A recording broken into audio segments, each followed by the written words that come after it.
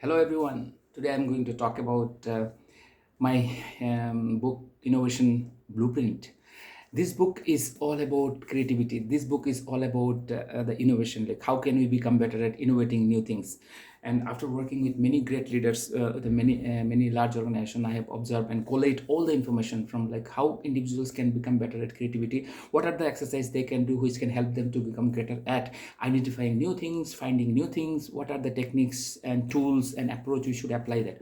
We all need to be more innovative in today's world, in the AI driven world where automations are penetrating like anything, and we need to constantly reinvent ourselves, constantly figure it out, like what new things we should do, what difference we can bring in.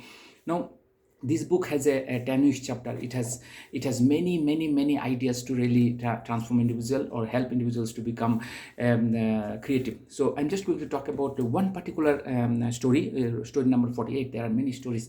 There are around 70 stories, and this particular story is about Darwin and how the Darwin has really identified the evolutionary thought. So I'll just read out like what are the different style, techniques, approach he has applied on a different element and how those can be reused in our context.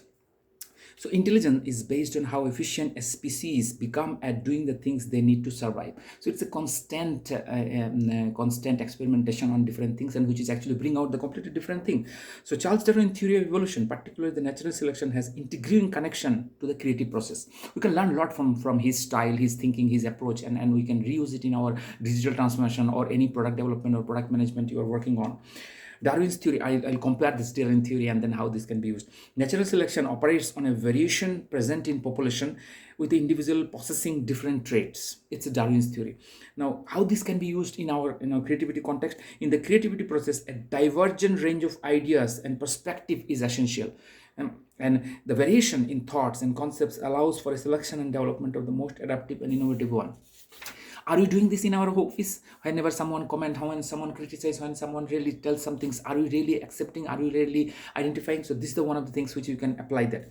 Again, another Darwin theory. Natural selection favors traits that enhance the organism's chance of survival and reproduction in a specific environment. Darwin theory. How can we apply it in our context? In the creative process, ideas undergo a form of selection based on their adaptability to given context. The most fitting and relevant ideas are chosen, refined, and implemented.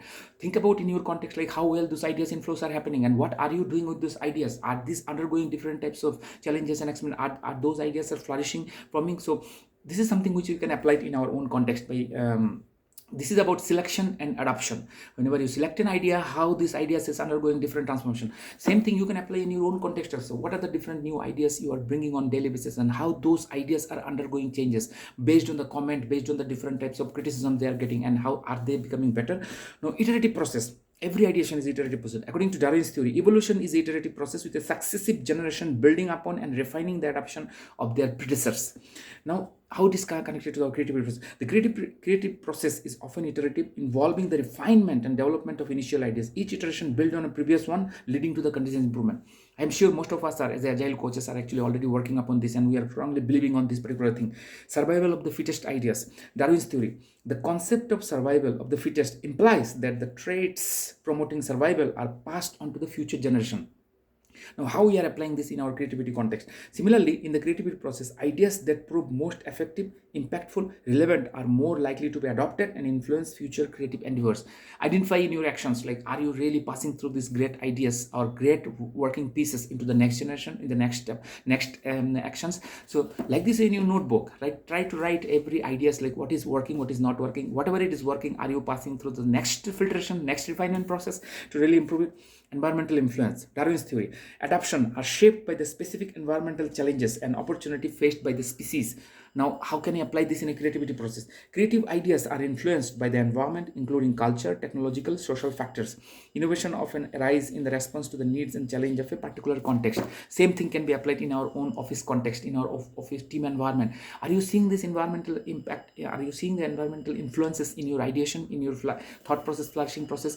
Do your team environment is into this into this kind of flourishing ideation, enabling those particular aspects, that as a coach, as a leader, we need to really identify. The next one is serendipity and chances. Darwin's theory: evolution can involve elements of chance, such as a genetic mutation that may lead to a beneficial traits. Now, how this can be applied in our creativity context: serendipity and chance discoveries often play a role in a creative process. Unexpected ideas or connections can lead to innovative breakthrough. Are you exercising these opportunities in your own context, like serendipity, or sudden ideas, opportunity to get such ideas by mingling with different teams, mingling with across team members, like across departments? Like, these are the opportunities where idea clash can happen. Are you enabling that to happen in your own context, in your own life, in your own situation? So that's something like a creativity process where we need to really cultivate, we need to really churn out these particular things more and more. Another Darwin's theory: diversity in a population arises through the mechanisms such as sexual reproduction and genetic recombination. Now, how can it be applied in our own context? Divergent thinking, where individuals generate variety of ideas, is a key aspect of creative process. It allows for exploration of a different possibilities.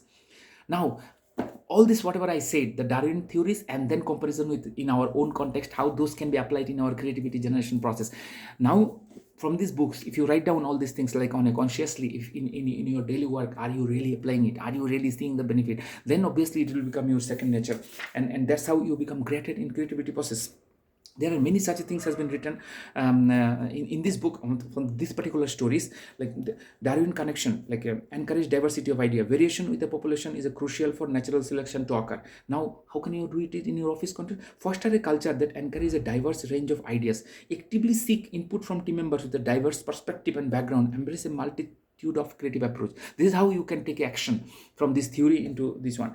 Evolution often involves cooperation and symbiotic relationship. Foster collaboration within your team. Encourage open communication, shared ideas, collaborative problem solving. A creative ecosystem thrive on collective input. Are you really doing it in your own context? Is there any missing element? Can you improve it? Whatever you are doing, is there a room for improvement? Another context in Darwin: evolution is the iterative process with a successive generation building upon the traits of their predecessor. Embrace an iterative approach in your creative project. Regularly revisit and refine your ideas. Each iteration provides an opportunity for improvement and innovation. Now, these are conscious effort, these are conscious actions individual can take on a daily basis to ensure that they become more creative by exercising this particular thing. Like this way, there are many lists are there in this book. I don't have a time to really read out all those things, but these are some concrete action individual can take to really improve their creativity process. Now, this book is actually a bundle of many such ideas which can help individuals to become creative at it. But to become better at creativity, we need to really consciously practice those in our own context and become better at whatever we are doing. Become a great creative individuals. That's what my ambitions to all the people whoever will working in this world. Thank you so much for listening to me.